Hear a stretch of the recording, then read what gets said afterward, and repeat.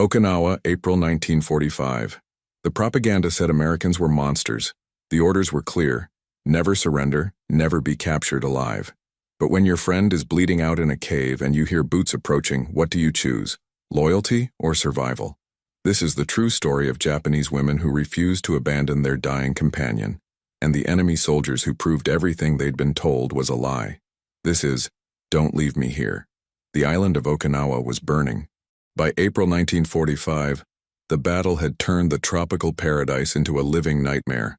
Japanese forces were retreating, civilians were trapped in the crossfire, and the American advance was relentless.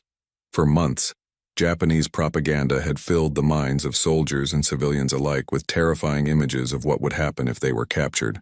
American soldiers, they were told, were demons who would torture, mutilate, and violate anyone they found. The message was hammered home again and again. Death was preferable to surrender. Death was honorable. Capture was the ultimate shame. In a makeshift field hospital hidden in the limestone caves near Shuri, a group of young women worked frantically to save lives. They weren't trained military nurses. Most were civilians, pressed into service as the situation grew desperate. Fumiko was 24 years old, a school teacher before the war. Now she wrapped bandages with shaking hands, trying to ignore the screams echoing through the cavern. Beside her worked Sachiko, 22, who had been studying to become a doctor before everything collapsed. Haruka, barely 19, was the youngest. Her hands trembled as she carried water buckets, her eyes wide with barely suppressed terror. The hospital, if you could call it that, was chaos. Wounded soldiers lay on bare rock. Supplies had run out days ago. The smell of infection and death filled the humid air. Outside, the rumble of artillery grew closer every hour. Then came the order. Lieutenant Nakamura gathered everyone who could still walk. His face was gaunt, his uniform torn and bloody. The Americans were less than a mile away. Everyone had to evacuate immediately. Move north, into the hills, find another position. And then he said the words that made Fumiko's blood run cold. Anyone who cannot walk must be left behind. We cannot slow down. The enemy shows no mercy. He handed out grenades to those who couldn't move. 2 seconds after pulling the pin, their pain would be over. Their honor would be intact. Fumiko watched in horror as soldiers placed the grenades beside dying men, some of them barely conscious. This was the reality of the Imperial Army's doctrine. You were useful until you weren't, and then you were expected to eliminate yourself to avoid burdening others, or falling into enemy hands. As the evacuation began, Fumiko moved through the cave, helping people gather what little they had. That's when she found Sachiko, sitting against the cave wall, her leg wrapped in blood-soaked bandages. 3 days ago, an American shell had hit near the cave entrance. Shrapnel had torn through Sachiko's right calf. They'd tried to clean the wound, tried to stop the infection, but without proper medicine, gangrene had set in. The flesh around the wound had turned black and green. The smell was unmistakable. Sachiko could barely stand, let alone walk miles through the jungle. Fumiko knelt beside her friend. Sachiko's face was pale, covered in sweat. "You have to go," Sachiko whispered. "I'll slow you down. Leave me the grenade. I know what to do." Her hand reached for the small metal object Lieutenant Nakamura had placed beside her. Fumiko grabbed her wrist. "No, absolutely not. We're getting you out of here." Sachiko shook her head weakly. "Fumiko, be realistic. I can't walk. You'll all die trying to carry me. The Americans will catch us." Fumiko looked around and saw Haruka and Midori, an older nurse who had kept them all sane through the worst days. "Help me," Fumiko said. "We're taking her." Midori was pragmatic. Always had been. "Fumiko, she's right. We won't make it half a mile carrying her. The soldiers are already gone. It's just us and a few civilians left. If we're slow, the Americans will find us." The distant sound of explosions punctuated her words. Somewhere outside, the battle was getting closer. Fumiko's voice was firm. "I'm not leaving her. You can go if you want, but I'm staying with Sachiko." Haruka stepped forward, her young face set with determination despite the fear in her eyes. "I'll help carry her." Midori sighed, then nodded. "We're all going to die, but at least we'll die together." They fashioned a crude stretcher from bamboo poles and torn fabric. Sachiko protested weakly, but they ignored her. 4 women carefully lifted their injured friend and began the agonizing journey out of the cave. The jungle outside was a hellscape. Trees were shattered. The ground cratered from shells. Smoke hung in the air. They could hear gunfire in multiple directions, sometimes close, sometimes distant. It was impossible to know where the front lines were anymore. Everything was fluid, chaotic. They moved as quickly as they could, but carrying Sachiko was exhausting. Every few hundred yards they had to stop, gasping for breath, their arms burning. Sachiko drifted in and out of consciousness, sometimes murmuring apologies, sometimes silent. Hours passed. The sun was merciless overhead. They had no water left. Fumiko's hands were raw and bleeding from gripping the bamboo poles. Behind her, Haruka stumbled and nearly fell. They were in a small clearing, surrounded by dense vegetation. That's when they heard it. Voices, speaking English. The sound froze them all in place. American voices, close, maybe 50 yards away, moving through the jungle. The sound of boots on undergrowth, equipment rattling. Haruka's eyes went wide with terror. All the propaganda, all the stories flooded back. The Americans would find them. They would do unspeakable things. Midori's face had gone pale. Even Fumiko, who had tried to stay strong, felt ice in her veins. Sachiko stirred on the stretcher, barely conscious, murmuring, "Don't let them take me. Please." The voices were getting closer. They could hear American soldiers calling to each other, coordinating their patrol. There was nowhere to run. With Sachiko on the stretcher, they'd be spotted immediately if they tried to move. Fumiko made a decision. Put her down. Gently. They lowered the stretcher into the tall grass. "We stay with her. All of us. We don't run." Haruka was shaking. "They'll kill us.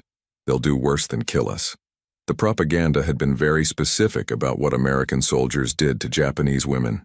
Mass rape, torture, mutilation. These were the images burned into their minds. Fumiko gripped Haruka's hand. "If we run, Sachiko dies alone. We stay together."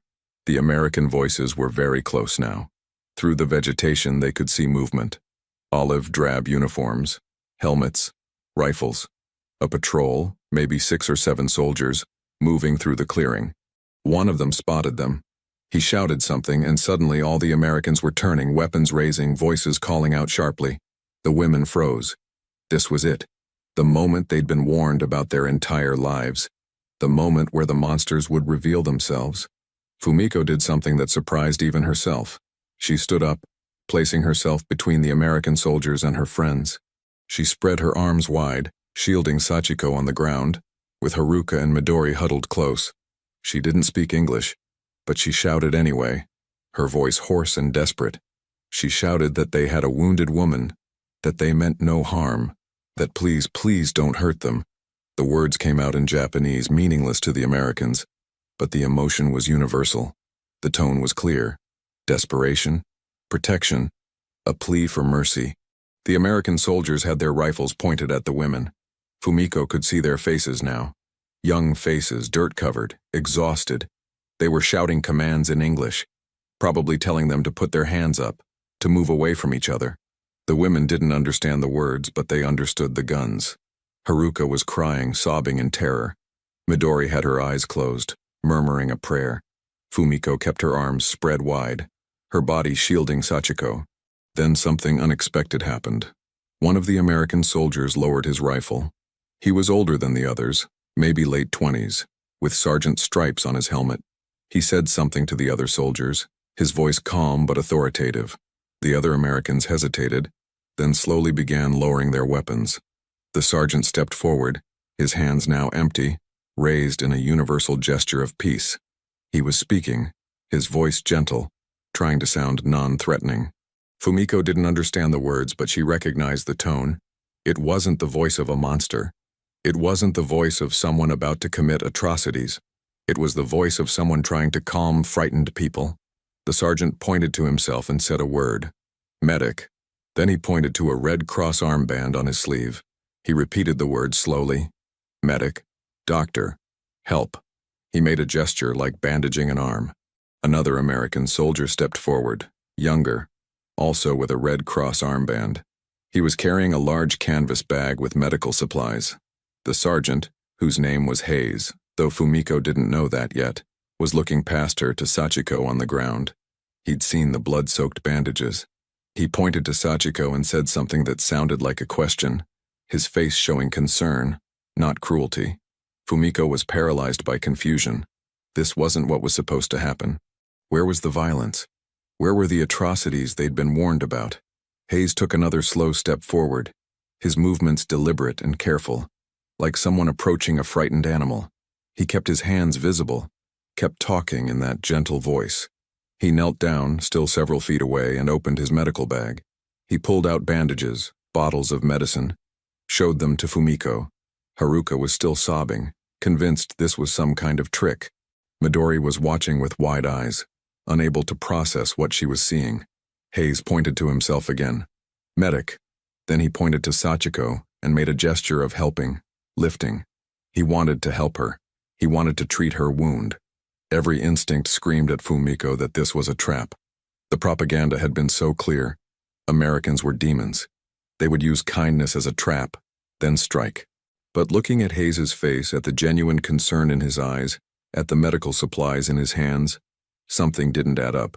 Sachiko was dying. The gangrene was spreading. Without treatment, she had maybe a day, maybe less. Fumiko had kept her alive this long through sheer stubbornness, but she had no medicine, no way to save her.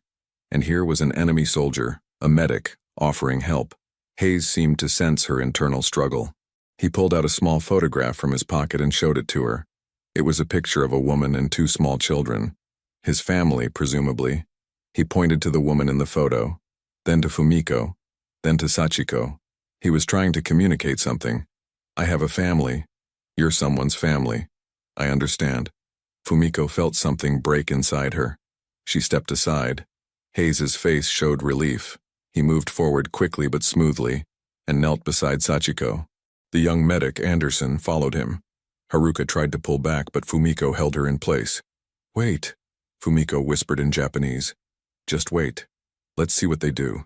Hayes was examining Sachiko's leg, gently unwrapping the filthy bandages. His face showed shock at the extent of the infection, but not disgust or anger, just professional concern. He spoke rapidly to Anderson, who pulled out bottles and packets from the medical bag. Hayes cleaned his hands with something from a bottle, then carefully began cleaning Sachiko's wound. She cried out in pain, and Fumiko instinctively lunged forward, but Hayes held up a hand in a calming gesture. Anderson prepared a syringe. Fumiko's heart nearly stopped. This was it. This was the poison. This was how they killed you. But Hayes showed her the small vial the liquid came from and pointed to his own arm, miming an injection, then a relaxed, peaceful face. Medicine for pain. Morphine, though Fumiko didn't know the word. Anderson injected Sachiko's arm. Within moments, her face relaxed. The agony in her eyes faded to a dull awareness.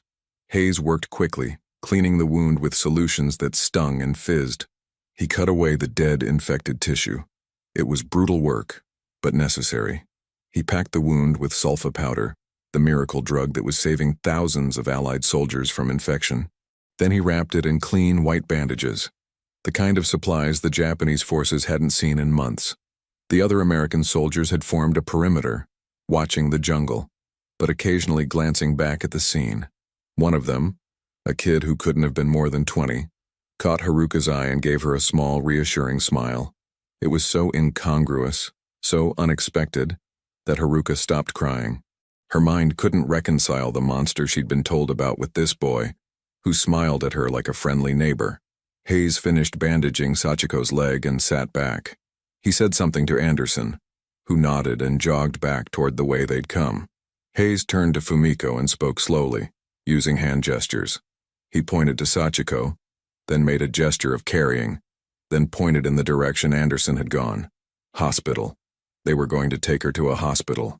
Fumiko understood the meaning, if not the exact words. They wanted to evacuate Sachiko. But Fumiko shook her head vigorously. She pointed to herself, to Haruka, to Midori, then to Sachiko. Together. They stayed together. Hayes seemed to understand. He nodded, then made a broader gesture. All of you, come with us. All of you to the hospital. Fumiko's mind reeled. They were offering to take all of them, to save all of them. This wasn't just medical treatment. This was surrendering. This was becoming prisoners of war. Everything they'd been told would result in horror and death. Midori spoke quietly. If we go with them, we can never go back. We'll be traitors. Our families will be shamed. The weight of that statement hung in the air. In Imperial Japan, surrender was the ultimate dishonor. Their families would bear that shame forever. But Fumiko looked at Sachiko, her childhood friend, her fellow nurse, now breathing easier thanks to the morphine and the clean bandages. She looked at Haruka, 19 years old, her whole life ahead of her. She looked at Midori, who had survived so much already. Our families will think we're dead anyway, Fumiko said quietly. The cave was hit. The unit scattered. Nobody knows we're alive. We have a choice right now. We can walk deeper into the jungle and die of starvation or get caught in the fighting. Or we can trust that maybe, just maybe, everything we were told was a lie. She met Hayes's eyes. The American medic was waiting patiently, not pushing, just waiting for their decision. Fumiko nodded slowly. Hayes's face broke into a relieved smile. Anderson returned a few minutes later with 2 more soldiers carrying a proper stretcher, a canvas, and metal frame. They carefully transferred Sachiko onto it, and she looked up at Fumiko with tears streaming down her face. You didn't leave me, she whispered in Japanese. You didn't leave me behind. Fumiko squeezed her hand. I told you. We stay together. The American soldiers formed up around the women, protective rather than threatening. Hayes gestured for them to follow, and slowly the group began moving through the jungle. The American patrol was heading back to their lines, back to safety, for the Americans anyway. For the Japanese women, every step was a step into the unknown. Haruka walked close to Fumiko, still frightened but no longer crying. One of the American soldiers offered her a canteen of water. She hesitated, looked at Fumiko, who nodded. Haruka drank. The cool water, the most wonderful thing she'd tasted in days. They walked for about 30 minutes, and the jungle began to change.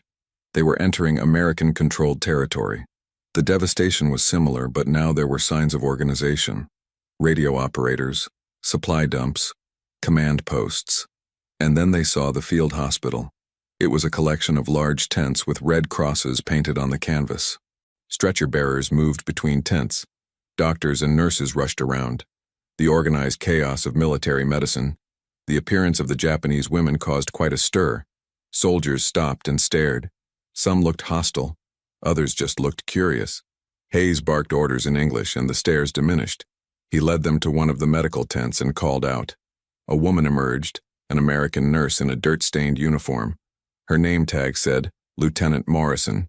She looked at the Japanese women with surprise, then saw Sachiko on the stretcher, and her expression shifted to pure professional focus. Morrison spoke rapidly to Hayes, who explained the situation. Morrison nodded and began directing the stretcher bearers to bring Sachiko into the tent. Fumiko grabbed Hayes's arm, the first time she'd actually touched him, and pointed to herself and then to Sachiko. Please let me stay with her.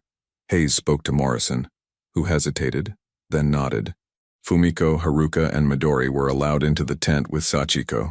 Inside, the tent was a world apart from the cave hospital they'd left behind. Clean sheets, proper surgical equipment, medicine, real doctors and nurses working on wounded American soldiers. Sachiko was placed on an examination table, and an American doctor, a captain with graying hair, came over immediately. Morrison explained the situation. The doctor examined Sachiko's leg, gently removing Hayes's field dressing. He spoke to Morrison in English. The field medic did good work, cleaned it properly. Sulfa powder probably saved her life, but this infection is serious.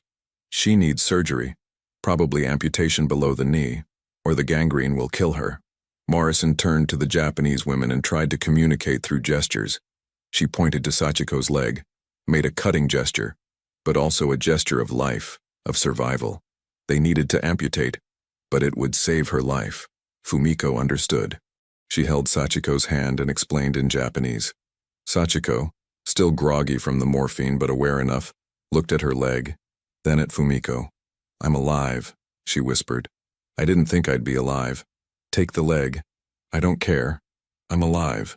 The surgery happened quickly. The American medical staff worked with impressive efficiency. Fumiko, Haruka, and Midori were moved to a corner of the tent, given water and food, actual food, canned rations that tasted like a feast compared to what they'd been surviving on. They watched as the American doctor and nurses worked to save Sachiko's life. The procedure took about 2 hours. When it was done, Sachiko was pale and unconscious, but alive. The doctor spoke to Morrison, who nodded, and then came over to the Japanese women. Through a combination of gestures, a few words of broken Japanese that Morrison knew, and patience, she communicated that Sachiko would live. The infection would clear up now that the gangrenous tissue was removed. She'd need weeks of recovery, but she would survive. Fumiko felt tears running down her face, tears of relief and exhaustion and confusion. They'd been told the Americans were monsters. Instead, they'd saved Sachiko's life. Over the next few days, the women were processed as prisoners of war. They were questioned gently by a Japanese-American translator, a Nisei soldier named Sergeant Takashi, who had been born in California. He was kind, patient, and clearly uncomfortable with the propaganda his parents' homeland had spread about Americans. He explained that they would be held in a civilian internment camp, that they would be safe, that they would be fed and given medical care. It all seemed surreal. Sachiko recovered slowly. The American medical staff checked on her regularly. Lieutenant Morrison even brought her a small gift, a bar of chocolate, a luxury that made Sachiko cry. Hayes, the medic who had first helped them, visited several times. He couldn't communicate much beyond smiles and gestures, but his presence was comforting. He showed them more pictures of his family, his wife and children back in Iowa. Through Sergeant Takashi, Hayes explained that he'd been a small-town doctor before the war. He'd seen enough death. Saving lives, even enemy lives, was why he'd become a medic. The internment camp was located in a secure area behind the front lines. It was basic, but it was safe. There was food, clean water, medical care. The women were surrounded by other Japanese civilians who had been captured or surrendered. Hundreds of people, mostly women, children, and elderly men. The stories they told were similar. They'd been terrified of the Americans, but the reality was so different from the propaganda. Yes, there were incidents. Soldiers on both sides who committed atrocities. War was hell, and hell brought out the worst in some people. But the official American policy toward civilians was protection and care, not the systematic torture and murder the Japanese propaganda had promised. Fumiko struggled with what she'd experienced. Her entire worldview had been shattered. She'd been raised in Imperial Japan, taught that the emperor was divine, that Japanese soldiers were the bravest and most honorable in the world, that the Americans were subhuman barbarians. But the Americans who had saved Sachiko weren't barbarians. They were just men, scared and tired and far from home, doing their jobs. Some were kind, some were gruff, but none were the demons she'd expected. Months later, after the war ended in August 1945 with the atomic bombs and Japan's surrender, the women were repatriated to Japan. Sachiko returned home on crutches, her right leg gone below the knee, but alive. The reception was complicated. Japan was devastated, occupied by American forces, and struggling to come to terms with defeat. Some viewed the women as traitors for surrendering. Others were just grateful they'd survived. Fumiko eventually wrote down her story. Years later, as Japan rebuilt and the memories of the war began to fade, she wanted people to know what had happened in that jungle clearing on Okinawa. She wanted them to know that propaganda was a weapon as deadly as any bomb, that it dehumanized the enemy and made atrocities easier to commit or accept. But she also wanted them to know that humanity could survive even in the worst circumstances. That Sergeant Hayes, an American medic from Iowa, had seen 4 terrified Japanese women and chose compassion over hatred. That she and her friends had been willing to die rather than abandon Sachiko, even when their own military doctrine told them to leave her behind. The story of those women became a small footnote in the massive history of World War II. Thousands of similar stories existed, moments of humanity in the midst of industrial-scale killing. But for Fumiko, Sachiko, Haruka, and Midori, it was the defining moment of their lives. The moment they learned that loyalty to your friends could be more powerful than loyalty to propaganda. The moment they learned that the enemy might not be who you were told they were. The moment they learned that refusing to leave someone behind, even when it seemed hopeless, could lead to salvation from the most unexpected source. Sergeant Robert Hayes returned to Iowa after the war. He went back to being a small-town doctor, delivering babies and treating farm injuries. He rarely talked about the war, but he kept a small photograph in his office. It was a picture taken by an Army photographer a few days after the incident in the jungle. It showed 4 Japanese women standing outside a medical tent, all looking exhausted but alive. In the center was a woman on crutches, her right leg bandaged, but smiling. On the back of the photograph, in handwriting that wasn't his, someone had written in Japanese characters.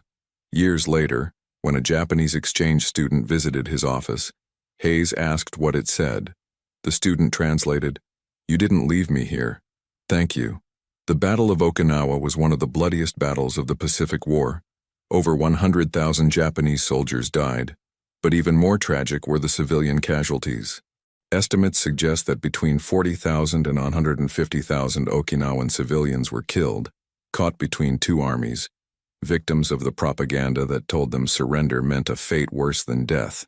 Many committed suicide rather than be captured. Many were killed by Japanese soldiers who saw them as potential collaborators or liabilities. The tragedy was compounded by the fact that many of those deaths were based on lies, on propaganda that painted the enemy as inhuman monsters. But there were also thousands of stories like Fumiko's, stories of American soldiers who risked their lives to save Japanese civilians, stories of medics who treated enemy wounded with the same care they gave their own troops, stories of humanity persisting in the darkest moments. These stories were suppressed in the immediate post-war years, both in Japan, where they contradicted the narrative of honorable resistance, and in America, where the atomic bombs and firebombing campaigns made it easier to view the Japanese as deserving their fate. It's only in recent decades, as veterans have aged and historians have dug deeper into primary sources, that these stories have emerged. They don't excuse the atrocities committed by both sides. They don't erase the horror of the war, but they remind us that even in war, even when governments and militaries tell you the enemy is less than human, individuals can choose compassion. They can choose to see the humanity in the person in front of them, even if that person was an enemy moments before. Fumiko lived to be 87 years old. She witnessed Japan's transformation from a militaristic empire to a peaceful democracy, from devastation to economic powerhouse. In her final interview given to a local historian in 2008, she was asked what lesson she wanted people to take from her story. She thought for a long moment, then said, "Question what you're told about the enemy. They're probably just as scared as you are. They probably have families they want to get home to. They're probably not monsters. And if you have a chance to help someone, even if they're supposed to be your enemy, take it. Because that choice echoes through decades." Sergeant Hayes saved Sachiko's life in 1945, but really, he saved all of us. He saved our faith that humans could be decent to each other, even in the worst circumstances. That's a lesson worth remembering. The story of "Don't Leave Me Here" is a reminder that war is not just about armies and battles, but about individual choices. The choice to stay with a friend when doctrine says leave her behind. The choice to extend a hand to a terrified enemy when you could just as easily pull a trigger. The choice to question propaganda and see the human being in front of you. These choices don't end wars. They don't prevent the massive tragedies that wars create, but they do leave echoes. They do plant seeds. And sometimes decades later, those seeds grow into something better than what came before. If this story moved you, consider subscribing to this channel for more untold stories from history that remind us of our shared humanity. Leave a like if you believe these stories need to be told, and drop a comment sharing what this story meant to you.